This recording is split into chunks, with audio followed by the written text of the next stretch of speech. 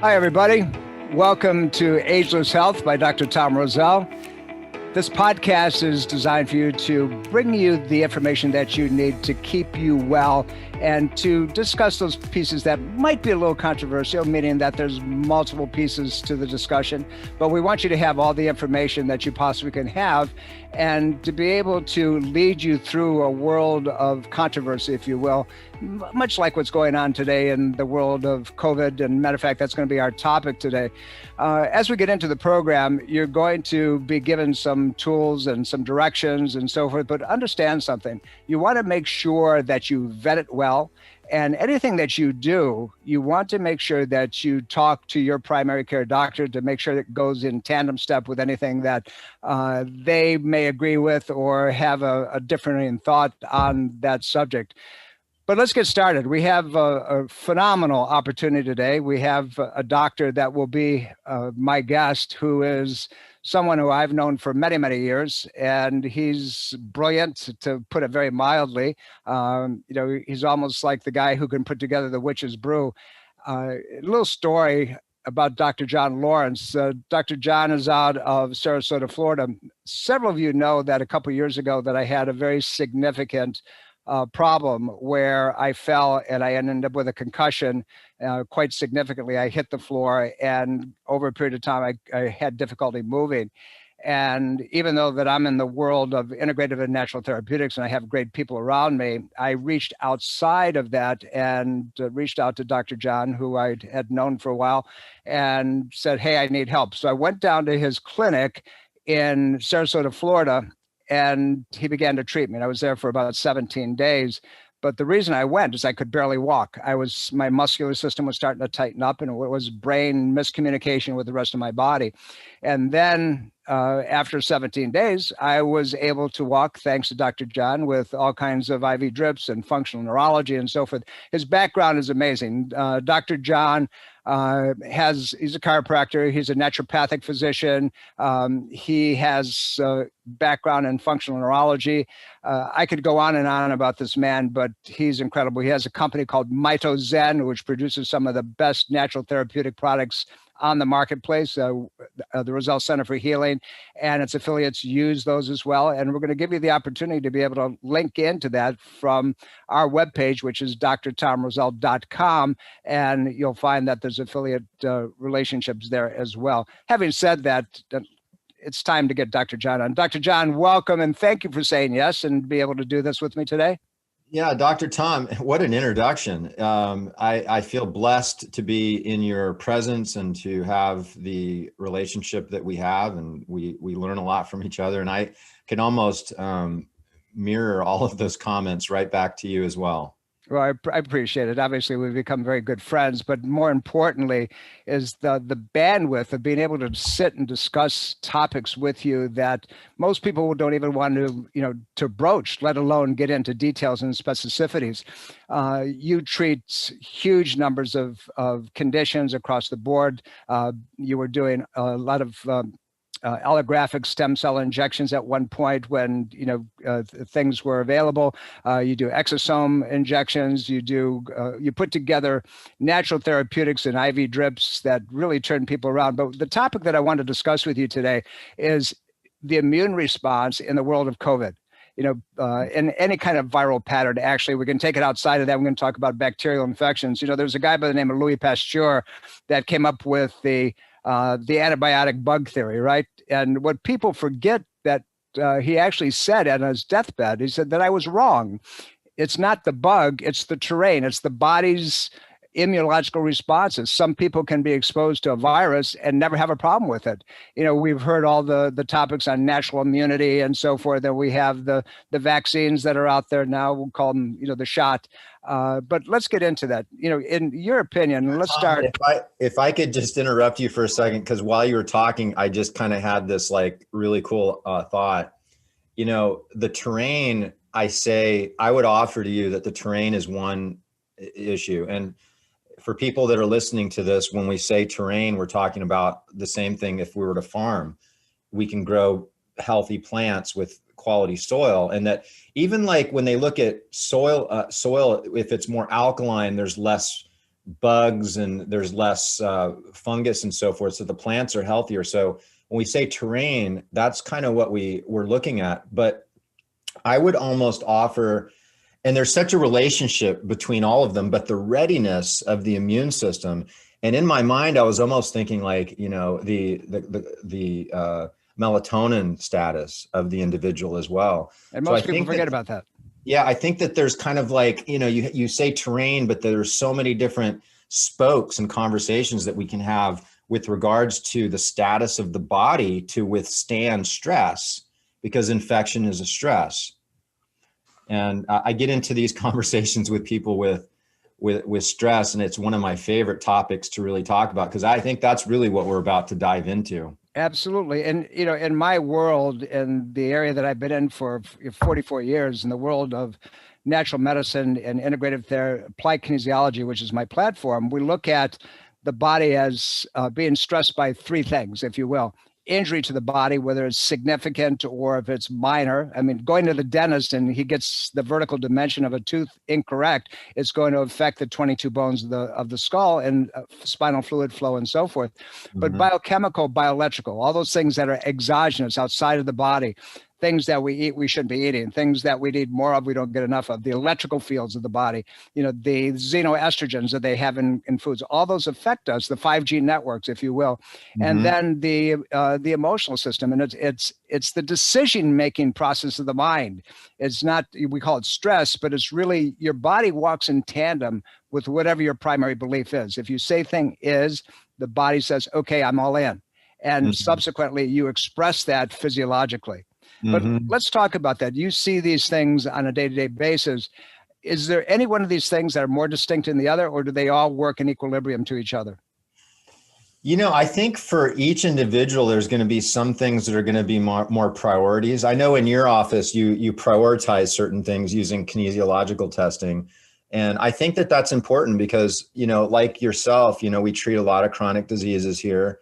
And it gets to the point where, you know, even easy cases, you have to stage things. It's not like you can say, oh, you have 10 things wrong and we're going to work on all of them at one time. Sometimes you have to fix the gut, right, before you go in and, you know, go to the next phase. Almost always. I look at that with all the different stressors as well as like, you know, we see a lot of people here with mold and Lyme illness, and you know, getting out of a moldy house, like, so that stressor of that biotoxin in the home while you sleep, Wi-Fi, you know, there's some really easy things that you can kind of, what I call low-lying fruit, that you can go in and make some changes with that can drastically improve your immune system.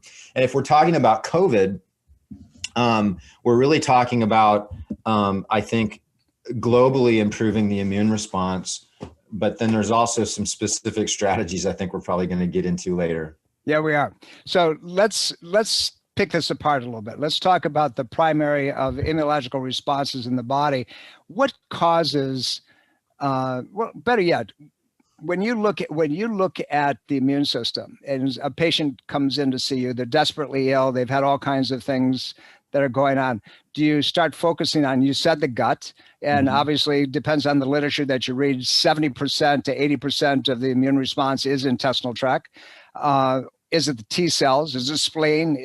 How do you distinguish where the body is breaking down? And we'll get into the predispositions, what predisposes those systems not to work properly. Well, you know, I have a little bit of a different approach than I know you do clinically, but then there's some commonalities. I know both of us, you much more than I, use kinesiological testing. We have a device called an Asira, which actually you can see behind me here. It's a great piece of equipment. And that lets us check the energetics. So it's testing for basically stress patterns in the body through different frequencies.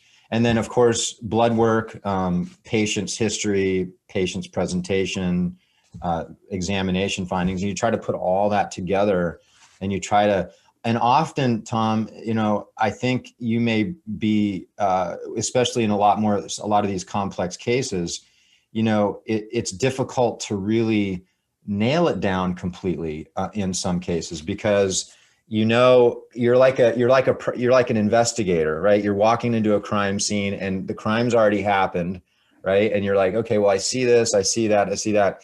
So like, for instance, Lyme, and I'm kind of thinking in my mind, Lyme and biotoxin illness and specifically because it's not always easy to absolutely diagnose that. You are within a relative field of certainty with that. So there's some lab tests that I've discovered through my journey. I've been very sick in the past with Lyme and mold illness and viral, like out of control, like Epstein-Barr, CMV, HHV6. So I've had to really rebuild myself, learn a lot. We've used a lot of that knowledge to build on some protocols that we have here. But Lyme patterns, as you said, John, is simply this. It hides. It has the biofilm that locks it into the body.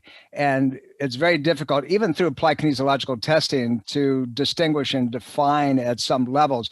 And if you do a straight up test like a Western blot, it only measures certain parts of that Lyme exposure. The same thing with mycological organisms and so forth. So you have to have an approach where you're using a multidimensional diagnostic acumen, if you will, laboratory work. Now, there's labs out there that will do everything, and they'll give you all the subfractions. When we look at a CBC, a complete blood count, which most physicians look, and they look at it, well, if it's within the parameters, and the parameters are so huge, they don't take the patient into consideration. But let's say we have a white blood count that is within normal realms, but we look at the subfractions, something like the monocytes and the eosinophils and the basophils and the neutrophils and so forth, lymphocytes.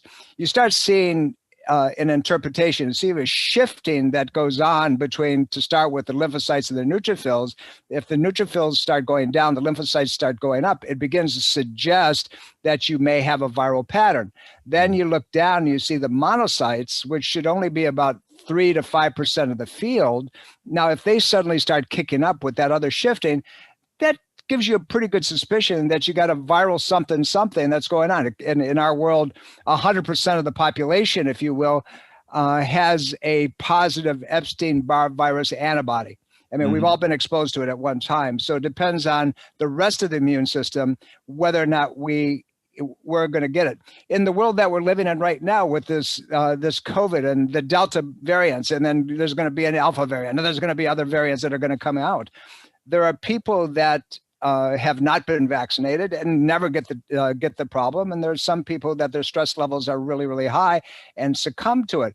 I've treated patients over the last 18 months or so that I know were positive COVID patients, and I, at this point, have chosen not to be vaccinated. I see what the outcomes are going to be down the road. There's too many ways of treating it, and we can, everything from ivermectin to hydroxychloroquine to monoclonal antibodies to something called serotivir. Melatonin is very impactful. So all of those things, when we look at, these viral elements, why does somebody like me, when I'm exposed, I don't take any drugs. Obviously, I'm older than a lot of our viewers today, but I'm cool, I'm fine, and I rarely get sick. I haven't had really anything in my entire 44 years of practice. If I've had 6, I'll extend it, let's say a dozen Advil over those years, I've had no other drugs in my body. Why me and not everybody else? And that brings us into immunological response. How do you look at that? Well, we know that COVID and specifically is much more dangerous with older patients, right? So we'll look at what's the difference between an old patient and a young patient. And so there's an immune situation where it's called immunosenescence, right? Immunosenescence, as we get older, we start to lose our immune system, and immune cells go into this permanent state of like sleepiness.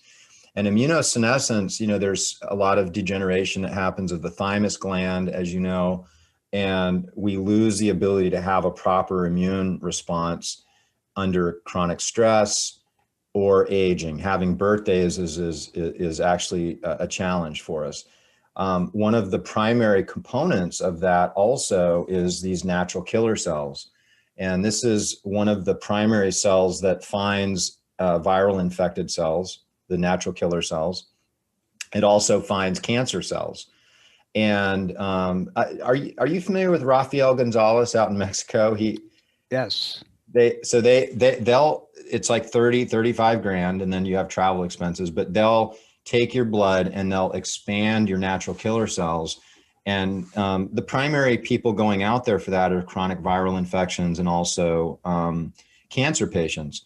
But, you know, I would offer, there was a study they did in 2015, and they actually found that melatonin supplementation had a radical positive impact on regenerating the thymus and increasing natural killer cells in the body. So literally, you know, there's something called autophagy, which cleans up these senescent cells. So this is, I think, an important concept for a lot of people to realize, because then we can talk about fasting a little bit.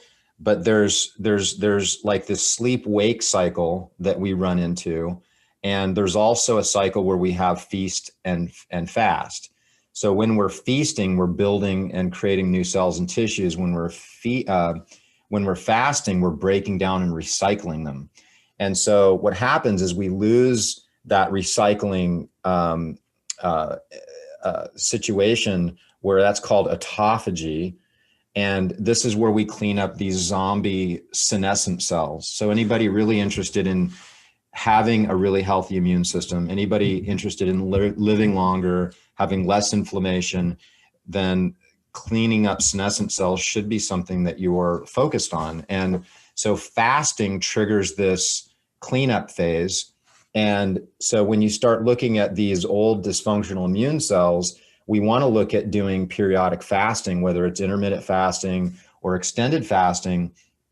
And then we want to do things to trigger rebuilding new immune cells. And so that's where you start getting into your sleep patterns and having a very powerful sleep pattern. And so I would offer that there's very few things that can or has been shown in research to be as impactful at supporting the immune system as supplementing with melatonin. Yeah, there's a piece of the puzzle that nobody's been looking at through this whole thing. Obviously you do, and we're aware of it. And you talked a little bit about the thymus and the production of T cells, which are primary components against viral entities of any sort. But because of stress patterns that occur over years, the exposures to environmental toxins, the injury patterns that we deal with, and so forth, it's part of that whole stress fight flight phenomenon, because cortisol levels start spiking through the ceiling. And with cortisol that's produced by the adrenal glands, the outside shell of the adrenal system, if cortisol gets way too high, it eats the body. If it's way too low, the body can't repair itself. And there's a direct response relationship to those systems. So, we're putting all these things in the body to try to upregulate the system, but the thymus, which also is directly connected to response from the pineal gland and its production of melatonin, and the pineal gland over a period of years gets shut down. It gets frozen, if you will, and there's crystalline formation. That's right. Yeah. And so you want to avoid drinking fluoride is probably the biggest thing you can do for your pineal. But ultimately, if you look at a graph with someone from, when they're first born to like 80, 100 years old, melatonin just goes way, way down. So it doesn't matter what you do, you are not going to make the amount of melatonin that you did when you were young. And there's also a lot of what I call melatonin headwinds, the light that you have in and around your house or that you're looking at when the sun goes down, EMF, basically tricks your pineal into thinking that it's daytime, and so it doesn't produce melatonin. Just cortisol spikes later in the day, where we have mental, emotional stress. So there's just so many different headwinds. So I would offer that supplementing with melatonin, regardless of how rigorous you might kind of work around it, is going to be necessary, especially today. John, the interesting thing is, and this was something I learned from you about 5 years ago when we first met. You go to the marketplace or most physicians' offices, and they say, well, you might need a little melatonin, and for whatever reason, a hallucinogenic pattern they're in at that point, and they give the patient 3, 5, maybe 10, maybe 20. Over the years, I rarely gave any more than 50. So then I meet you at a conference, and we start talking, and I find out that you're supplementing 100, 200, even more. Even more. And I'm saying, how can that be possible? Because the old literature was one that melatonin will trigger negative responses that'll increase the production of tumor formations and cancers and so forth, which is totally untrue. I mean, the literature doesn't bear that out when you really start digging into it. But you've been using the impact of high levels of melatonin for years, and you use it both liposomal, and you use it also with rectal suppositories, which is a direct absorption pattern. How did you decide, and how did you get into it? I know you have a book, and we'll talk about that as well, and it's coming out in a short period of time. What led you to that place where you said, melatonin is one of the primary immunological supports that need to be present in the body for the body to heal? Well, I had been hearing rumors about some practitioners using super high doses of melatonin. And I sat next to one practitioner at an event, and he had mentioned, hey, this is really working really well in my clinic. So it was that, unsolicited, response from this doctor that really got my attention. And then I did an internship with Frank Schallenberger in Reno, Nevada. Oh, wow. And great guy. He's literally one of the original functional doctors, brought ozone here from Germany. And we should definitely talk a little bit about ozone and viral infections. And don't let me forget to tell you our experience with a patient recently. But Dr. Schallenberger was using these really high doses of melatonin. And at the time, I was I had recovered in my mind as much as I thought I really could from Lyme and mold, but I was still having a lot of word finding issues, and I was having some cognitive and memory. And he seemed to feel like going on these really high doses, both day and night, for a period of time would help clear that up. And he was absolutely dead on. So then I started to really dive into the research and befriended Russell Ryder, so this is a really interesting scientist. He was the one that discovered that the pineal isn't just a useless gland. And this was in the late 60s. And then he went on to really be the primary researcher for just a large body of studies for melatonin and infection and just a number of different applications. And so, I found out the smartest man in the world with regards to melatonin was dosing 100 to 200 milligrams a night. So all those things kind of coalesced for me to be inspired to write a book. Wow. And just to give a little further background, when I went down to see you, obviously I wasn't sleeping because of the pain my body was in, and it had to do with the concussive pattern that took place. And you put me on some really heavy duty levels of melatonin. I think I was taking at one point about 400 milligrams a night.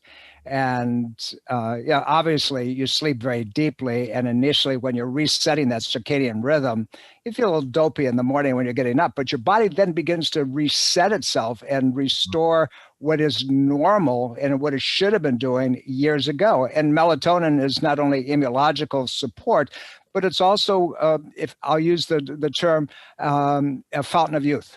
And it begins to, restore the body. It gets rid of the senescent cells and helps that. The one thing that I do want to go over after we touch on this a little bit is I want to get into that fasting pattern again and what it really does for the body. And because there's stages that you've used, there's a preparatory stage, there's a stage within the fast, and then there's a stage after where you're actually going to regenerate your own stem cells and get the body to begin to repair itself. Yeah. For our viewers, I want them to know that if they go to drtomroselle.com, there's an affiliate link that goes to your company, to Mito Zen, and they'll see it. It's there, and there's going to be all kinds of things that are put on there. So that site is being set up so people can really learn from, and we want you to take advantage of that. And those of you who would like to continually be informed, there's going to be a way for you to sign up for newsletters, and we'll send it to you. So drtomroselle.com, real easy, drtomroselle.com, and you'll see the link to the podcast as well, Ageless Health by Dr. Tom Roselle. It'll all be there. So take a walk through it, and there'll be products available, and we'll link to some of the best people that we know of in the marketplace, like you, Dr. John. And so let's talk a little bit more about that impact when it comes to the utilization of melatonin. Most people can't get well because they don't sleep. Most people can't get well because they can't stimulate primary immune support through the thymus gland and the other aspects of the gut. It has a direct response on all of those things. Is that right? Yeah, absolutely. There's a lot that's related to the sympathetics, and I think that we have a society that's locked in sympathetic dominance, so that you have the fight or flight and the resting and digesting part of your autonomic nervous system. And so when people have inflammation in their body, or they have mental emotional stress, or they're not sleeping, or there's something that's stressing them out to the point where they're out of their familiar zone and they're starting to get into more of a danger zone within that stressor, then you're going to have cytokines, which are inflammatory markers. And every stress is going to provide for a certain set of cytokines to be released. But ultimately what happens is that shuts down our energy making capacity to generally, it's about 10% of what it would be otherwise. And melatonin is literally made within each cell to buffer that stress. So what that does is it allows us to have, to be able to take and tolerate more stress before our bodies actually become damaged. So I think that we have a situation where when people aren't sleeping and they're diving into their sleep and they're having a high spike in melatonin, what's happening is that's actually supporting your parasympathetic nervous system, which is that resting and digesting. In fact, it's the primary support to that. Then you get up and you think about, you spring out of bed, you got cortisol, that's basically triggering the sympathetics and you get stuff done, right? So what's happening is people are kind of chronically stuck in this sympathetic dominance, which that shuts down digestion, right? So if we have bad gut, then oftentimes we look upstream and we say, well, okay, we can work on the gut till the cows come home. But if we don't fix the autonomics, which is the balance. So, people should start looking at maybe heart rate variability. That's a really big and easy thing to look at with a lot of wearable devices. And you want your heart rate variability to be higher. And when it starts to dip down low, then that usually indicates that there's too much sympathetics. We've been aware of that for years, as you have as well. And again, the devices are very available. They're not expensive. There's clamp-ons to your fingers. They attach to your cell phones, and you can actually begin to monitor. And you can do things from meditation or prayer, whatever is the best fit for you, learning how to handle your immunological response, seeing what stretching patterns do, getting treated in the world that you're in or mine.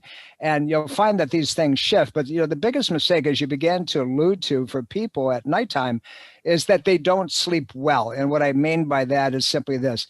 There's ambient lights in the room. They have a night light on, or they're very close to their computers. They don't turn off the EMF fluxes in their room, the electromagnetic frequencies. They don't have blackout. The room is too hot. It's not cool. Mm-hmm. All the things that are necessary for the body to go into a REM state and to be able to happen. Your pineal gland turns on at nighttime.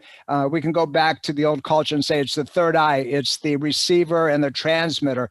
It's the ability for your body to do what it needs to get done. But it's that rhythm that it should have to follow on a day-to-day basis.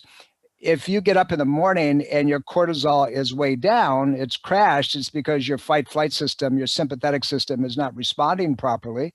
If you go to bed at nighttime and your cortisol is too high, so you have a reverse rhythm, if you will, and none of that's taking place.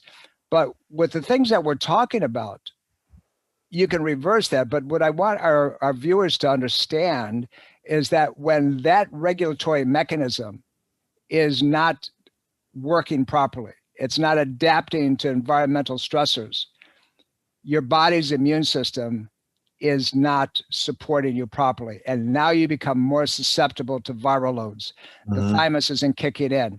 Your defense mechanisms, your white blood cells aren't doing what they're supposed to be doing, and so forth.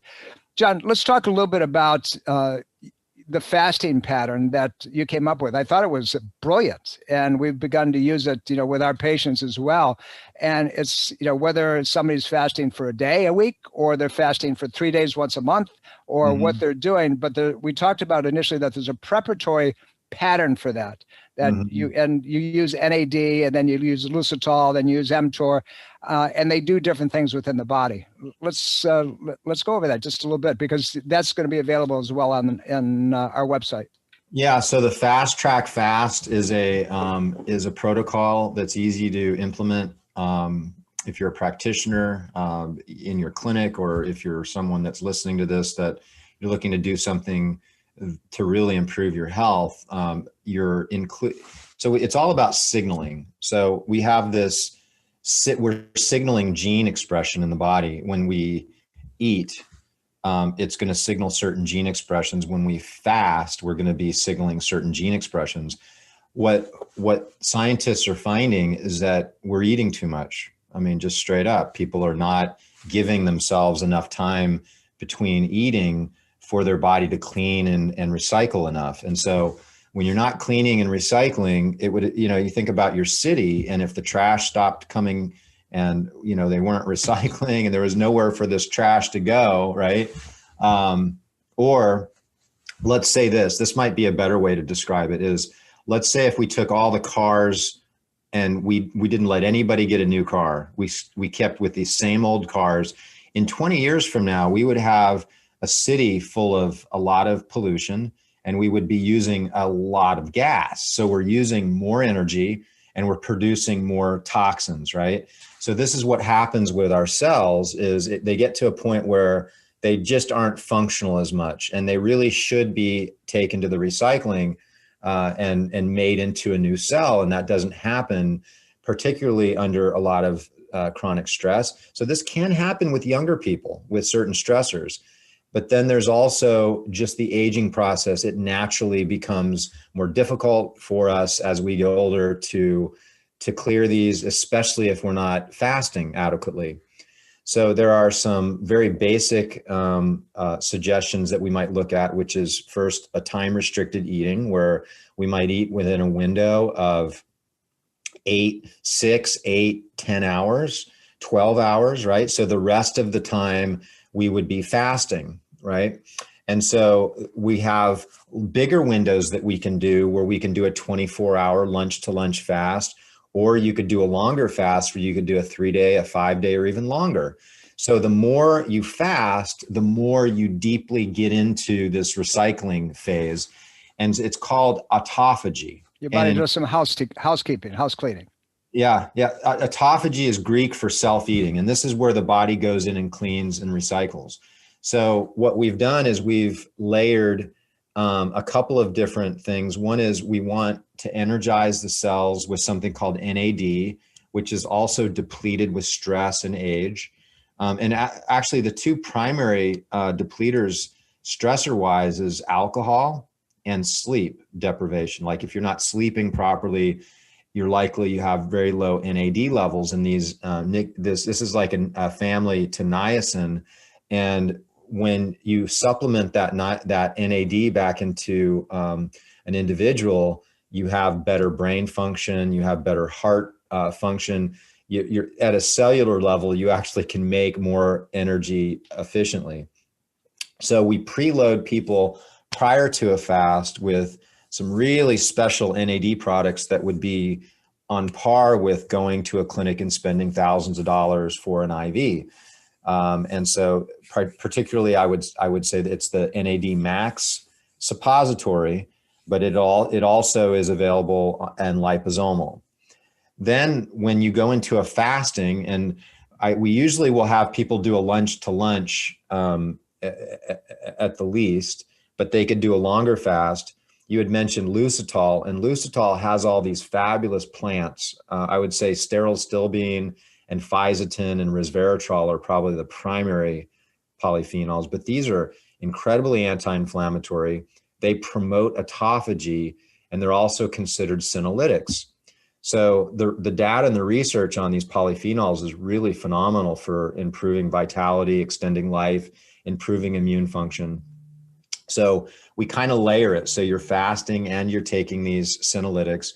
And then just as important as fasting, because you're breaking things down, is the refeeding. A lot of people don't pay attention to that because you want to increase your protein intake. That's right. And you want to increase that signaling factor so your body goes in and makes new cells and tissues and releases stem cells. And so we actually have a product that activates those signaling pathways on that phase 3 as well. Yeah, it's interesting because we've been using a lot of it in the clinic based on your protocol because it's easy to do. You know, when you're talking about intermittent fasting, which you led in with, I eat usually about every 12 hours. And for me, that works because I'm on the go, I'm pushing and so forth. And some people get down to 8 hours and 6 hours and so forth. But the trick there is that your food has to be optimal. And you have to have adequate amounts of protein to begin to repair and rebuild your system because the amino acids are critical. And it depends on your stress level. So there's no one cookie cutter for everybody. You have to look at their ultimate stress levels, their lifestyles, the things that they do and so forth. But quality is the critical piece. So you have to make sure that what's going into the system is as best as you can possibly get, because otherwise your body's going to build up more debris and your body has to get rid of the garbage. And now you've caused other issues as well. As you get through that on an intermittent phase, now cleaning the system out, going into that day or 2 or 3 fast, and everybody can do it once a week. And even if you did it twice a month, it's going to have benefits. So you're using the NAD, as you said, it's depleted dramatically as we get age, and particularly under stress patterns.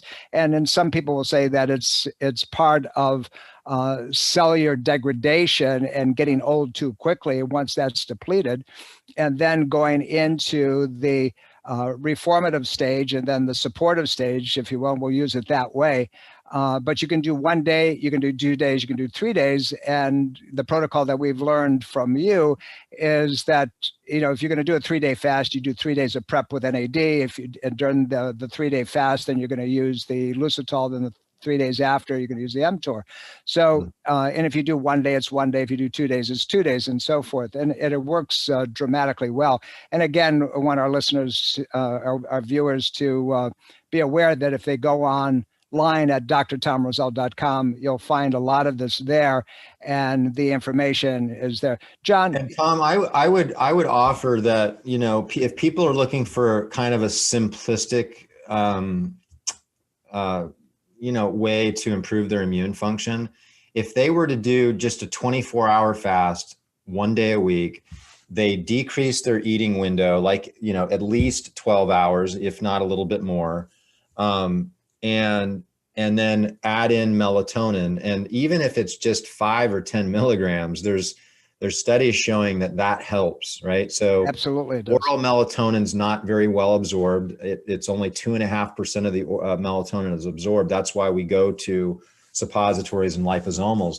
And the gut, by the way, produces 400 times more melatonin than the brain does. So when you start looking at using melatonin for things outside of sleep, using higher doses begins to make more sense. And there is a body of research showing that the higher doses can be very beneficial. You know, I think just those 2 changes, right, could really have a massive impact on the immune response. Oh, absolutely. I totally agree with you. And what I was going to say is that most people, and particularly doctors, aren't aware that the gut produces melatonin. And, that's where we get the terms the second brain, the intestinal tract, and because it has it produces almost 80% of all the neurotransmitters that the brain uses.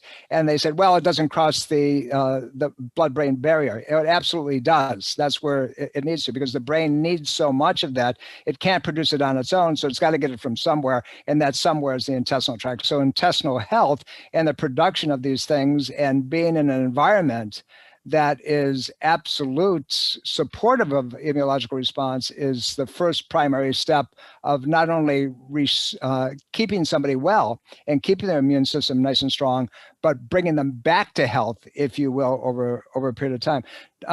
Dr. John, when we talked about doing the program, you said that you wanted to make people aware that there was a special offer with your book, that if they wanted to get it, it's a book that's going to be published. It's on melatonin, and it's coming out within a short period of time, but they can get a downloaded version of it, right? It's out in PDF. We have a couple of chapters that I had to finish, but if you go to melatoninbook.com, and how about code TOM? Dr. Tom. Okay, we could do that. Just DRTOM. So you get a free download. So go to DRTOM. So go to melatoninbook.com, and it's normally I think $20 to download the book. There's about, I think, 19 chapters there. Ultimately, the book's going to be about 21 chapters. But I think most people are going to be really blown away. Now, it's a lot to kind of take in, but you really only need, at a minimum, is to read the first chapter or two, and then skip ahead to whatever chapter is most interesting to you. If you want to learn about the immune system, or you want to learn about cellular energy, or the skin, or the gut, or the nervous system, you can skip to those specific chapters. So if you were to outline a punch list, if you will, for patients to stay well, particularly in this crazy world of viruses and immunological responses that we're under a fear pattern. Oh my God, this is going to happen. You and I are the same ilk. We understand, what's really taking place, but we want to support our viewers. We want to support our patients that we see. From your platform, how would you direct them? What would you tell them they need to do to maintain their health so they're not susceptible to any kind of external environmental stimulus, viruses, if you will? Well, I would have like an action plan for when you contract, if you contract COVID. And leading up to that, there's some nice research on, melatonin. We talked about that. I think there should be like a dose that you're on as a preventative.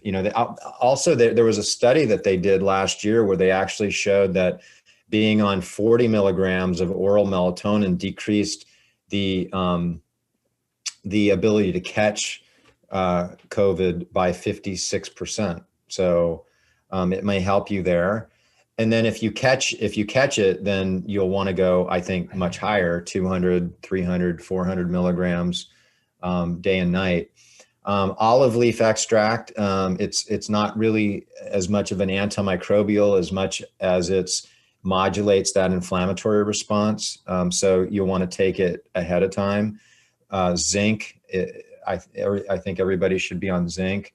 Quercetin could be really helpful because it gets zinc into the cell. Iodine, I think, is something that's important to look at for a lot of people. And what's happening is, I've gone through a situation where I caught COVID, and this was about 6 weeks ago. So I learned a lot, and I don't think you and I have been able to really talk about this much, but I learned a lot through that experience because you can't smell, you can't taste, you have this incredible fatigue and this brain fog.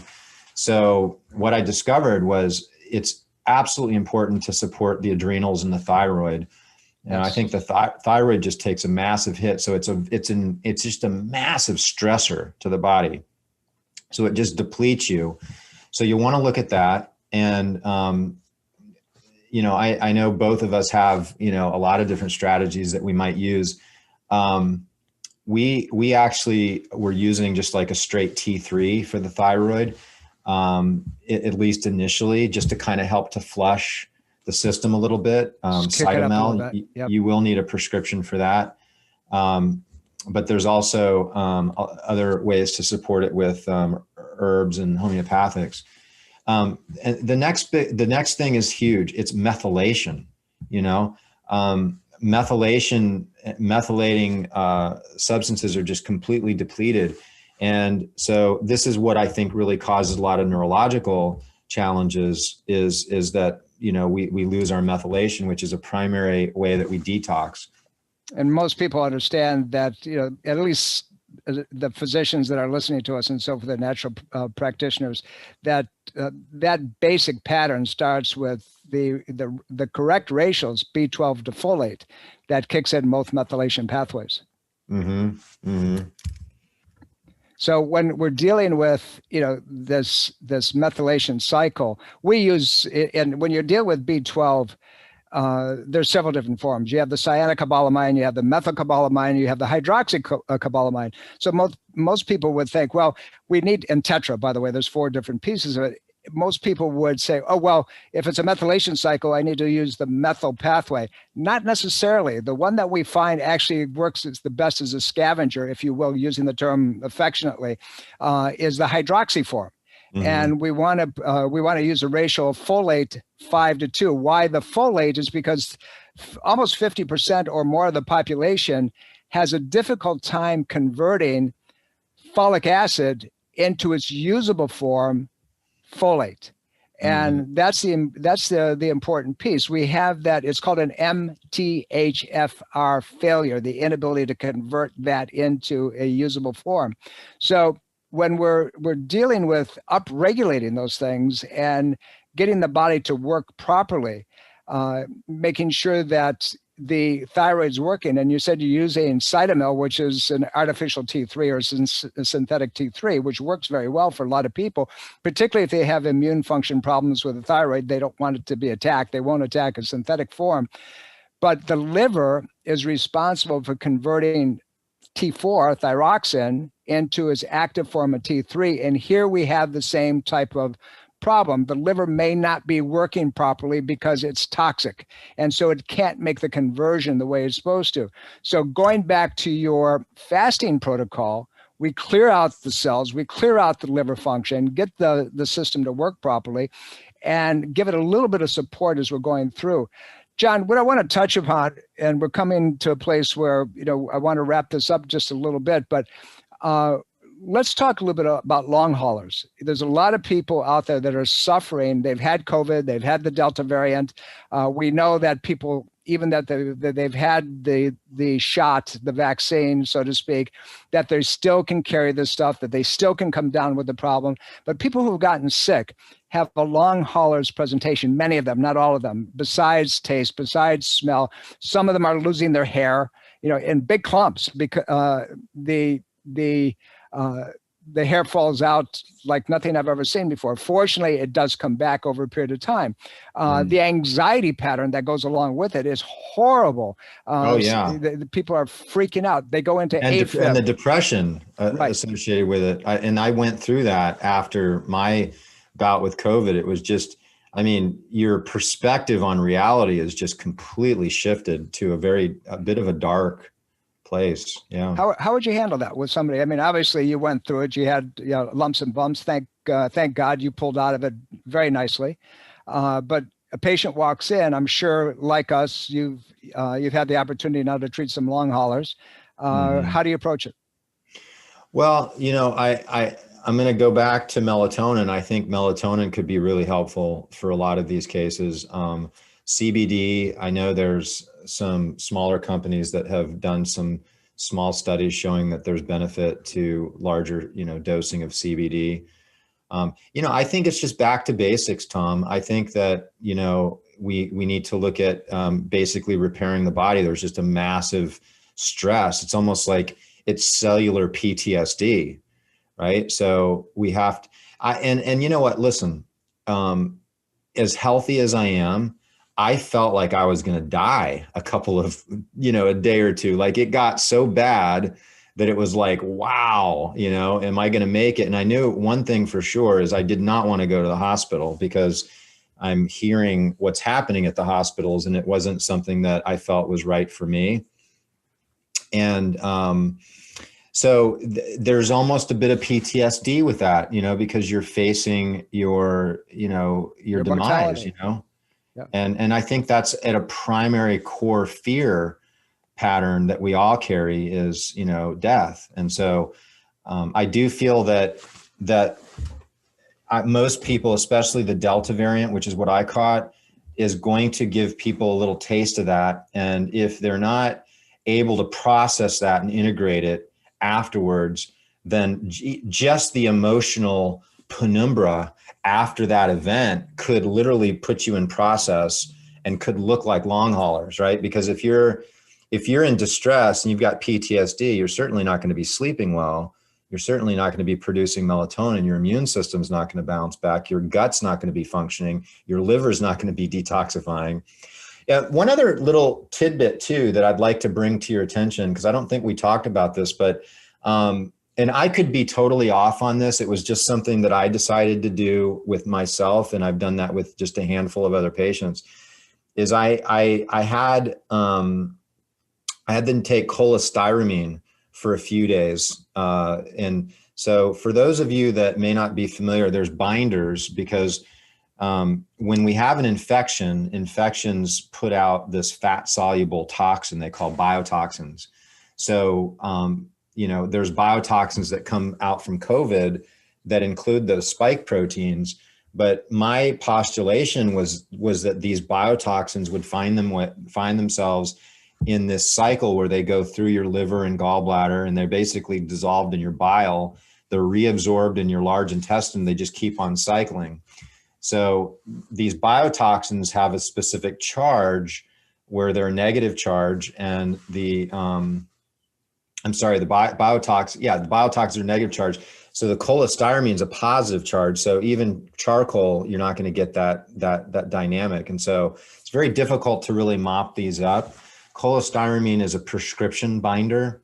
So you'd need to get a prescription for that. But I did do that, and that did seem to give me some support as well. So I think that what's happening is some people coming out of COVID maybe just aren't doing what they need to do to clean up and allow their body to repair.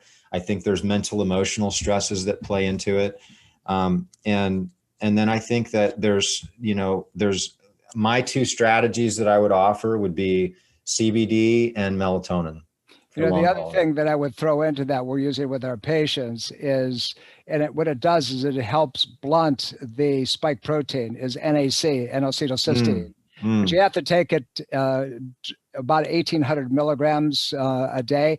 The unfortunate part is in retail, you can't get it anymore. The FDA took it off the market. Why? Because it works. And but we are utilizing that, and we're clearing liver function. We're using high levels of glutathione as well, and the precursor, the NAC obviously is a precursor of glutathione. You use a lot of it with IV, and we're using liposomal forms as well as suppository forms. But we could go on for hours on this, and I want to come back and revisit this again, and make sure. But the one thing that I want to also encourage our viewers, that get yourself hooked up with a natural health care center that does acupuncture, that does functional neurology, basic manual manipulation, chiropractic, and so forth. That all by itself dramatically upregulates and increases your body's immune response. There was a study, John, in our field years ago at Palmer College out in Davenport, Iowa, going back to 1918 when the Spanish flu came about. And what they saw was that people who were treated with structural manual manipulation on a regular basis, opposed to those who were treated medically during the time of this Spanish flu. And by the way, my grandmother died in Sicily of the Spanish flu. That the comparison medically, I think, and I'm not exact numbers, but I'm close.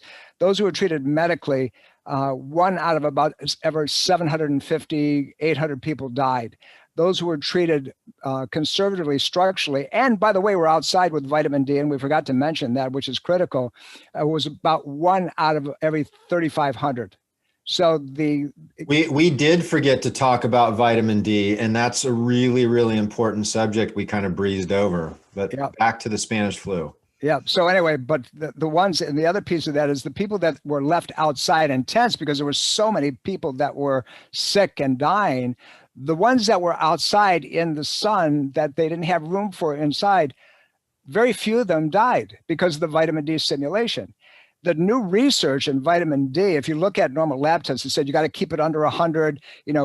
Anything that is above 32 is okay. Well, it's not the truth. Your sweet spot should be about 90 to 95.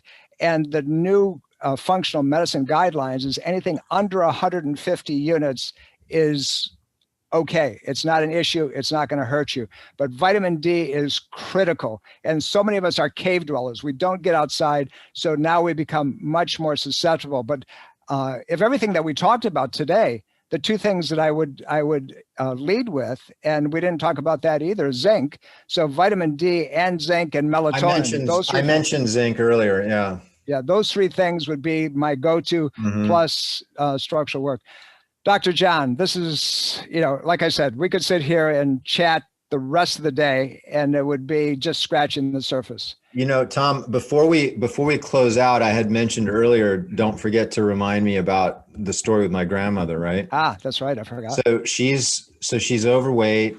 She's got a heart condition and she calls and says, hey, listen, somebody that I'm caring for has COVID and I think I'm coming down with it. And so like, okay, follow yourself. And, she's checking her oxygen level and I'm coaching her that we want to do everything we can to avoid you going to the hospital, right? Because the last thing I want them doing is putting her on a ventilator where then she has a 20% chance of living.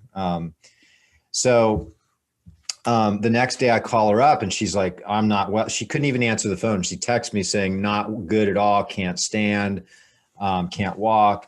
So I sent my nurse over there and she's about an hour and a half, 2 hours away. I sent my nurse over there with an IV ozone and a high dose vitamin C IV. And then we had some, melatonin, some other things. My nurse came back and said, I could not believe it. I saw your grandmother looking like she was about to die. 2 hours later, after the IV started, she was standing up. She was talking to me. She was thanking me like, wow, I feel so much better.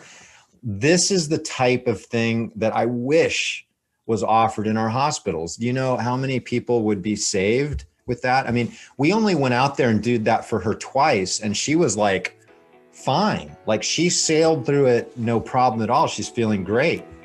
It kicks in, just using vitamin C, it stimulates your own cell production of interferon, which is a natural antiviral. Our bodies are designed to protect themselves, but because of all the stresses that we've talked about, we begin to dumb it down.